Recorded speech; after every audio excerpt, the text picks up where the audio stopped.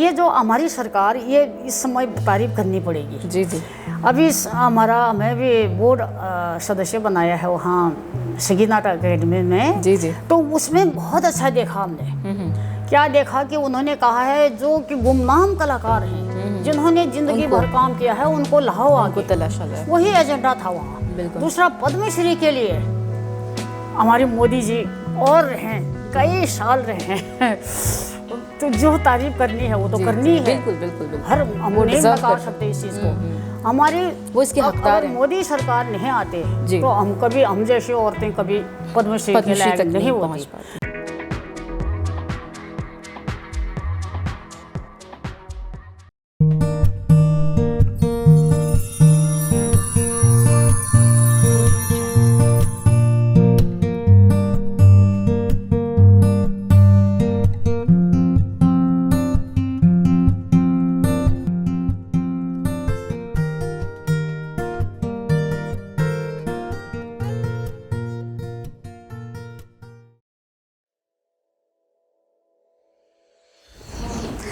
नमस्कार। तो आज दिल्ली से सीधे आप पहुंचे हैं हम चमोली, और उत्तराखंड में हम मिल रहे हैं खास अतिथि से जिनका नाम है बसंती बिष्ट, और ये एक बहुत ही विशिष्ट जागर गायिका हैं।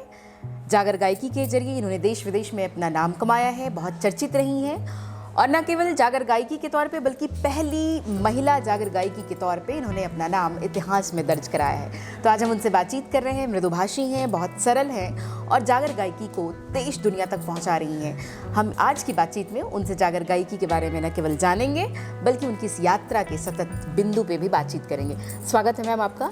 नमस्कार। बहुत बहुत अभिनंदन। धन्यवाद सभी श्रोताओं को, सारे भारतवासी, हमारे भाई बहनों को जो मुझे देख रहे हैं, उनको मैं सादर प्रणाम करती हूँ। जी, बहुत बहुत अभिनंदन। आपको पद्मश्री सम्मान मिला है जागर गायकी के लिए। आपके सतत प्रयास, सतत योगदान और समाज के लिए किए गए उत्कृष्ट योगदान के लिए सरकार ने आपको ये सम्मान दिया है।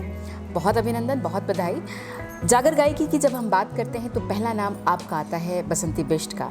कैसे शुरू हुआ ये सब? हमारे यहाँ पुरुष गाया करते थे इसको। महिलाओं को जागर तो बड़ी दूर है, लेकिन गीत गाना भी वर्जित था हमारे यहाँ। हम लोग जंगलों में गाया करते थे। तो जागर मेरी माता जी गाती थी। जागर वो शैली है जो हमारे धर्मशास्त्र को जोड़ती है, हमारे सनातन धर्म को जोड़ती है। इसके अलावा ये हमारे लोक देवता होते हैं जी, जो वहाँ के रक्षक देवता होते हैं, जो हम जमीन धरती के देवता होते हैं, जो कुछ अनाज के देवता होते हैं, कुछ जंगलों के देवता होते हैं जो हमारे पशु धन को बचाते हैं। कुछ ये भी जागर हैं, कुछ हमारे वीर भड़ों के हैं जिन्होंने देश की रक्षा के लिए और हमारे समाज के जो दबे लोग थे उनको संरक्षण दिया, उनकी रक्षा की।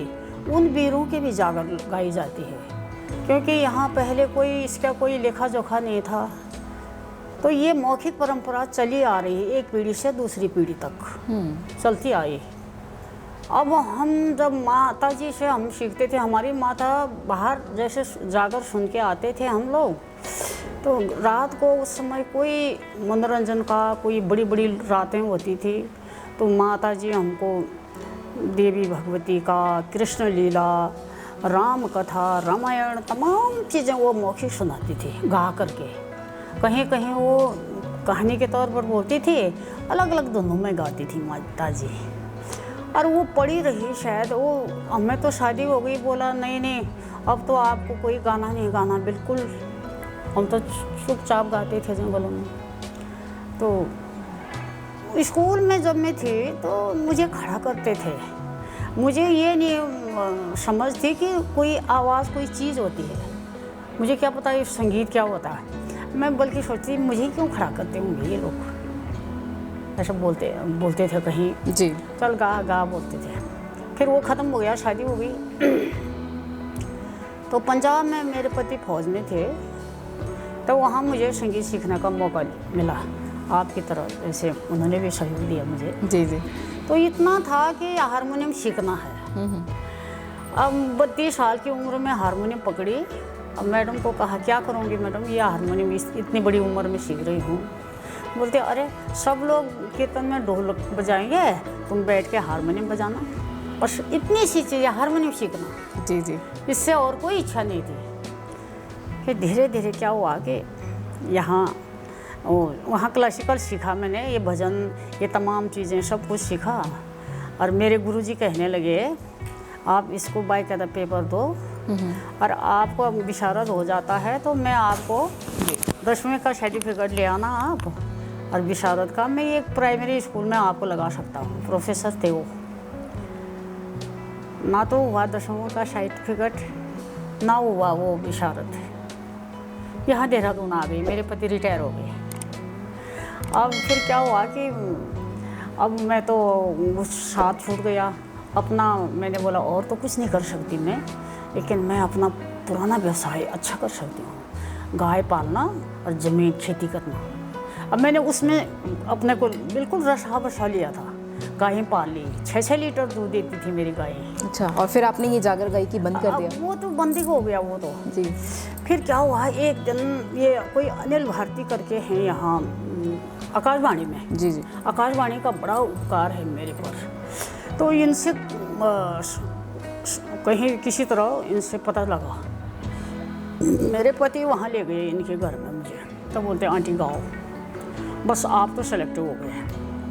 तो उन्होंने ही मेरा सब कुछ किया, वहाँ फॉर्म भरना जो भी किया, बड़ा सहयोग किया उन्होंने। वहाँ सर परीक्षा हुई 3 महीने बाद, तो उन्होंने आकाशवाणी ने जागर गाने की मुझे जी। तो ये सारी शुरुआत वहीं से हाँ, हुई। तो आकाशवाणी ने बोला कि गीत गाने वाले बहुत हैं, ये क्या चीज़ है? मैंने बोला इससे जागर बोलते हैं इसको।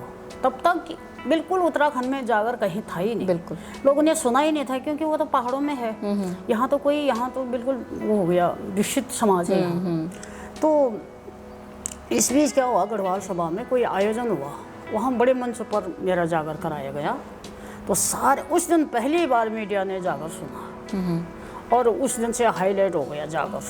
बोला पुरुषों का वर्चस्व तोड़ा, किसी ने बोला ये बसंती बिष्ट ने जागर गाया, ये गया, ऐसे अखबार भर दिए। फिर तीसरा मेरा ये है, आकाशवाणी ने बोला, फिर बोला कि ये साहित्य जगत, उनका भी बड़ा उपकार है हम पर। जी। लेकिन एक सवाल है कि जब आप ऐसे समाज में आती हैं, आपने संगीत का एक बहुत लंबा दशक पूरा किया है। मेरे ख्याल से 3-4 दशक से आप गा रही हैं, सिखा भी रही हैं। मैं 45 सालों से आप सिखा रही हैं। नहीं, 45 साल की उम्र में मंच तक पहुंची मैं, इतनी हाँ, देर से। लेकिन फिर भी आप काफ़ी लंबे समय से संगीत से जुड़ी रही हैं। कोई ऐसी घटना याद आ रही हो जहाँ ये लगा हो कि संगीत और आपके साथ संघर्ष चल रहा हो, किसी ने कुछ कहा हो कि बस अब सारे प्रतिबंध और अब संगीत बंद, कुछ ऐसी घटना याद आ रही हो? क्योंकि आप संकीर्ण एक ऐसा समाज है। जब मैं जागर गा रही थी तो मुझे मंचों से उतार दिया था। अच्छा। और दूरदर्शन में झगड़ा करने चले गए थे हमारे वो। मैं अभी ईश्वर की दया से वो स्वर्ग में हैं, मैं ज़मीन पर हूँ। तो उन्होंने बोला ये बसंती बिल्कुल जागर नहीं गाएगी, क्योंकि ये हमारा रिवाज नहीं है, ये तो पुरुषों का है। तो दूरदर्शन ने भी बोला नहीं, कौन सी अड़े रहे। हाँ, उन्होंने बोला हम कराएंगे। आकाशवाणी ने बोला हम कराएंगे बसंती का जागर। साहित्य ने बोला हम कराएंगे बसंती का जागर। तो इन्होंने खूब लिख करके, और जो बैठे हुए जो लोग हैं बाकी, जो सुनने वाले हैं, अब मैं कई बार गीत गाने के लिए मेरा मन करता है तो बोलते नहीं जागर ही बोलेगी। तो जागरों में ये मधुरता है जो हमारे पूर्वजों ने उसको ऐसे पोषित किया है, ऐसे उन कंदराओं से उन धुनों को विकसित किया है उन्होंने। जी, जी, जी। और शायद मुझे तो ये लगता है ये आदिम संगीत है, ये आधुनिक नहीं है, ये आदिम संगीत, क्योंकि वो प्रकृति के साथ। जी। पता नहीं उन्होंने चिड़ियों से वो धुनियाँ सीखी, क्या पता झरनों से वो उनके अंदर वो धुनें आई, क्या पता नदियों से आई, वो कोई एक प्रकृति का वो जो उनके गले में गया। जी जी। क्योंकि जो वहाँ की महिलाएं हैं या पुरुष हैं जो झनकार में वो गाते हैं बिना सीखे, वो यहाँ के लोग नहीं गा सकते हैं। वो यहाँ कितना सीख लें, लेकिन वो चीज़ है ना, वो एक अलौकिक चीज़ है, वो प्रकृति से जुड़ी हुई। संगीत का जुड़ा वैसे भी अलौकिकता और उसका आभा मंडल बहुत विस्तृत है। फिर दूसरा वो जो हमारे यहाँ महिलाएं जो जंगलों में गाती थी, तो वो आवाज़ गूंजती थी, आवाज़ गुंजन होती थी। वो आवाज़ जैसे मैं आवाज़ कर रही हूँ तो वो आवाज़ वापस आती थी। अच्छा, इको करती थी, गूंजती थी आवाज़। तो वो बहुत अच्छी आवाज़ आती है, एक अजीब बहुत मधुर है वो। बिल्कुल जी हाँ। तो हम बातचीत कर रहे हैं एक ऐसी महिला से, एक ऐसी पद्मश्री से जिन्होंने सारे मिथ तोड़े हैं। एक ऐसा वर्चस्व वाला समाज जहाँ सिर्फ पुरुष ही जागर गायन कर सकते थे, वहाँ इन पद्मश्री ने समूचे जो प्रतिभान थे उसको ध्वस्त किया और मंच पर इन्होंने अपनी जागर गायकी को प्रस्तुत किया और तमाम दूसरी महिलाओं के लिए एक नज़ीर पेश की। हम बातचीत कर रहे हैं बसंती बिष्ट जी से, जो बता रही हैं अपनी संगीत की यात्रा को, कि कैसे इन्होंने अपनी संगीत की यात्रा शुरू की और संगीत के जरिए लोगों में और समाज में एक नई संदेश दी। मैं इनसे गुजारिश भी करूंगी कि ये जागर गायकी, चूँकि हमारे दर्शक परिचित नहीं है जागर गायकी है क्या, तो मैं इनसे गुजारिश करूंगी कुछ एक शब्द गुनगुनाएं या एक मुखड़ा गाएं, ताकि हमारे दर्शकों को ये पता चले कि आखिर जागर गायकी की विशिष्टता क्या है, क्या कुछ खास है उसमें? हमारी शुरुआत हुई देवी नंदा, यहाँ के जो आराध्या हैं देवी नंदा, कैलाश यात्रा चलती है और भोलेनाथ को ब्याही जाती है, क्रूर से वो यात्रा चलती है। और 12वें साल में यहाँ के जो राजा थे, वो परंपरा है उनको सौगात लेकर के भेंट जाता है, तो उसका बोलती हूँ मैं देवी नंदा का। यहीं से मेरी जीवन की शुरुआत हुई थी। मैंने ये तब तो मैं भूल गई थी अपनी माँ से सीखी हुई वो जो शब्द, लेकिन धुन तो मेरी यहाँ थी वो। तो मैंने रामायण से ली थी ये कुछ पंक्तियाँ, वो सुनाती हूँ जी। कैलाशमा भला हिमवंत राजा, उनके पिताजी हेमंत राजा जी, देवी नंदा के पिताजी। कैलाशमा फला वे हिमवंत राजा, हिमवंत राजा के सोबाली गाँवरी, ये सोबाली गाँवरी वे तरुणी वे गई है, तबरी गया वे सोबड़ो नारद, बड़ो नारदल पतड़ी बाजली है, बड़ो नारदल पतड़ी बाजली।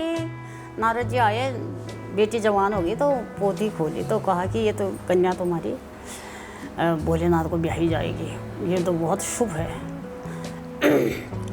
ये देखो लाया रे नंदा नहा का जोगा,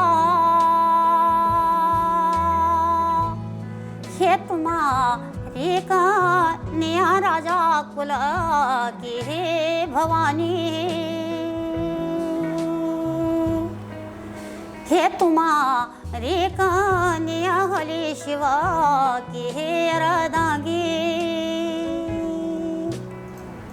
तो नारद जी ने बोला जी, तुम्हारी कन्या शिव की अर्धांगिनी होगी।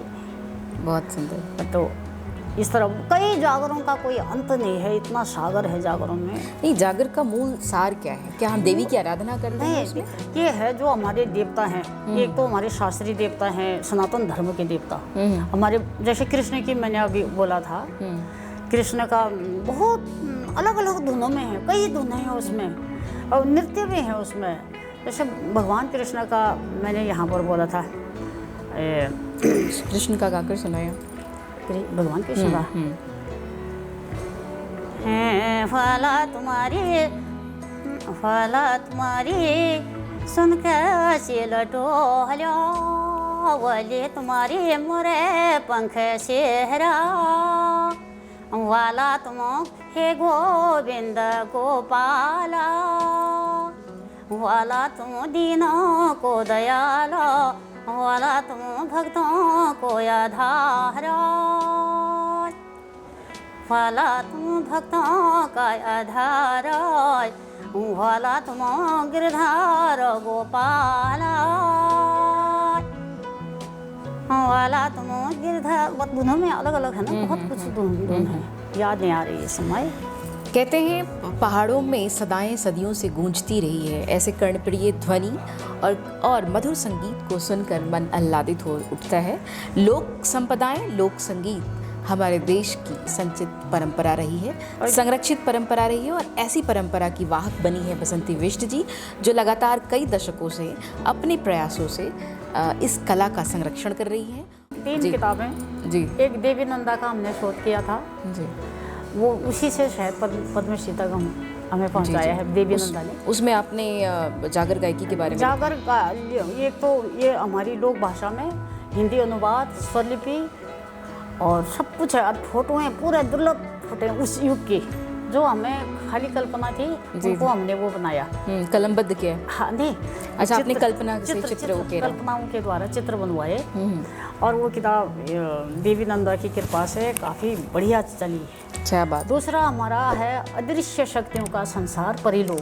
वाह। वो क्या है, हमारे यहाँ जो परियां इंद्रलोक की परियां होती हैं उनकी गाथा गाई जाती है और नृत्य होता है, बहुत ही मधुर होता है। तो उनका क्या हुआ, महिला प्रधान है वो, महिलाएं नृत्य करती हैं, देखने वाले भी दर्शक भी वही होते हैं, सब कुछ वही होते हैं, लेकिन बंद कर दिया ये महिलाएं। अच्छा बसंती जी, एक सवाल बहुत महत्वपूर्ण होता है कि ऐसे समय में जब हम वेस्टर्न म्यूज़िक की तरफ बढ़ रहे हैं, हम जैज़ की तरफ बढ़ रहे हैं, अपने युवाओं को जागर जैसे फोक संगीत से कैसे जोड़े, ये लोक संगीत से जुड़ाव कैसे हो, नई पीढ़ी का, नए लोगों का, नए बच्चों का, उसके लिए क्या कुछ कर रही हैं आप? क्या कुछ प्रशिक्षण? निवेदन किया था, यहाँ उत्तराखंड सरकार ने हमको लोक संस्कृति का अध्यक्ष बनाया था, संरक्षण समिति का। लेकिन हमने प्रस्ताव भी दिया, हमने बोला आप प्राइमरी स्कूल में शुरुआत करा दें बच्चों की। मुख्यमंत्री जी को भी हमने निवेदन किया, प्रस्ताव दिया था। और जो हमारे पूरे भारत की संस्कृति पर संकट है इस समय, ये नहीं खाली उत्तराखंड की, गाँव में बहुत है संस्कृति, कहीं भी देखा हमने। तो हमने बोला उन प्राइमरी स्कूलों से आप शुरू करा दें, और जो वहाँ के जो रसिक हैं, जो पुराने, जो चाहे वो महिलाएं हैं चाहे पुरुष हैं, कोई भी हैं, वो एक पीरियड उनको दे दें उन बच्चों को लोक संस्कृति का, तब ये बच सकती। दूसरा जो आजकल ये गाँव में जहाँ जहाँ ये होता है, बड़े बड़े आयोजन हो रहे हैं, आप बुला रहे हैं कहीं कहीं से, उन गाँवों की महिलाओं को आप मौका दे दें, उन जहाँ पर ये लगता है वो मेले लगते हैं, दूसरे लगते हैं, गाँव की महिलाएं। तो क्या अभी भी महिलाएं सीख रही हैं? आपकी कोई प्रशिक्षण संस्था? कई सालों से मैं मुफ्त शिक्षा देती हूँ संगीत की। जी जी। काफ़ी बच्चों को मैंने सिखाया है, लेकिन लोग क्या करते हैं, थोड़ा सीख करके निकल जाते हैं, पूरा नहीं सीख पा रहे हैं, इसमें मेहनत ज़्यादा लगती है। आपने कोई प्रशिक्षण संस्थान खोला है? अभी तो नहीं खोला, लेकिन ये अपेक्षा है कि भविष्य में, लेकिन कह रहे हैं लोग कि खोलो। मैं वैसे सिखाती हूँ, जो आता है, जो मैं बुलाती हूँ बच्चों को, महिलाओं को सिखा रही हूँ कई सालों से। जी बिल्कुल। हम बातचीत करें बसंती बिष्ट जी से, जो कि जागर गायिका हैं और कई दशकों से लगातार गा रही हैं, मधुर कंठ से लोगों को जागर गायकी से परिचित करा रही हैं। कहते हैं लोक परंपराएं बची होती हैं तो लोक संपदा बची रहेंगी, लोक संपदाएं बची रहेंगी तो हमारा देश बचा रहेगा। इससे पहले कि हम कार्यक्रम समाप्त करें, इनसे कुछ राष्ट्र के नाम, देश के नाम, युवाओं के नाम संदेश लेंगे और ये जानना चाहेंगे कि संगीत इनके लिए क्या है। आप संगीत को कैसे परिभाषित करती हैं, जागर को कैसे परिभाषित करती हैं, और अंत में गुजारिश के साथ कि आप कुछ गुनगुनाएं और कार्यक्रम की समाप्ति करें। लोक संगीत चाहे जागर हो या लोक संगीत हो, उसमें एक संदेश आता है कि हमारी पृष्ठभूमि क्या है, हमारे संस्कार क्या हैं, हमारे तीज त्यौहार क्या हैं, हमारे लोगों की जो खेती करने के तरीके क्या हैं, सब इसमें है। हमारे पशु, जो जानवरों के लिए हमें क्या करना चाहिए, उनकी रक्षा कैसी करनी चाहिए, गायों के बारे में, दूसरे हमारे मधुमक्खियों, मतलब जितने भी कीट पतंगे, सब गीतों में है, लोक गीतों में, जागरों में। फिर बिरही है, जैसे पति बिछो में आप कैसे गाते हैं, आप बाल विवाह होता है तो आप उसको कैसे व्यक्त करते हैं, आप खेती में जाते हैं तो उसको कैसे व्यक्त करते हैं, वो सब गीतों में है। तो इसमें हमारे बच्चों को आधी पढ़ाई हो जाएगी अगर ये करते हैं वो लोग। लोक संगीत की तरफ जाते हैं, कई चीज़ों का, जैसे खेती बाड़ी का तरीका है, गीतों में है, किस समय बुआई होती है, गीतों में है, किस समय हल जोतता है, सावन क्या है, बसंत क्या है, और बेटी जब विदा होती है उस समय क्या मंगल गान बोलते हैं हमारे यहाँ, संस्कार गीत,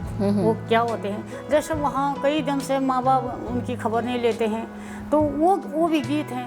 मतलब एक तो जीवन को गीतों में पिरोया है हमारे पूर्वजों ने, बिल्कुल हमारे पूरा जीवन को, जीवन की जो हमारी ज़रूरत है वो उन्होंने गीतों में ढाल के हमें दिया है। अब हम जैसे अभी कह रहे थे वो साहब, हमारे ओंकार साहब कह रहे थे, हम उसको नहीं कर पा रहे हैं तो उन्होंने तो दिया है हमको, ये हमारी जिम्मेदारी है। अगर हम नहीं कर पा रहे हैं ये, तो हमसे बुरा कोई नहीं है। और ये जो हमारी सरकार, ये इस समय तारीफ करनी पड़ेगी। जी जी।